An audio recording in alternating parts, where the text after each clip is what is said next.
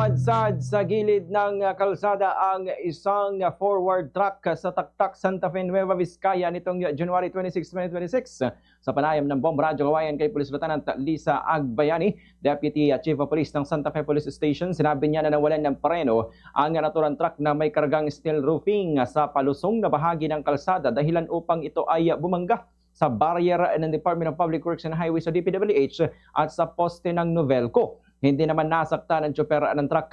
Dahil sa insidente ay pansamantalang isinara ang isang lane ng kalsada simula alas 6:40 ng umaga hanggang kahapon ng alas 2. Anya, medyo natagalan ang pagtanggal sa truck dahil sa ito ay sumabit sa kahoy at sa poste ng kuryente. Ayon kay Police Lieutenant Agbayani, bagaman may mga road signs na sa kalsada, ay patuloy pa rin ang kanilang pagpapaalala sa publiko sa pamagitan ng kanilang mga social media post at may pag-ugnayan sa mga motorista kaugnay sa mga dapat nilang gawin kapag bumabaybay sa mga kakalsadahan. Ganitong bahagi ng pahayag ni Police Lieutenant Lisa Agbayani.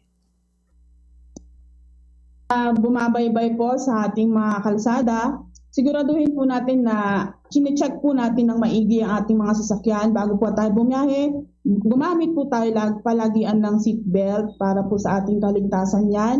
At maintain po natin yung sasakyan, especially po gawin po natin yung blow baguettes bago po tayo magbiyahe para hindi po tayo madisgrasya at hindi din tayo makadisgrasya ng mga taong madadaanan natin at mga properties ng ibang tao na masasalubong natin sa daan.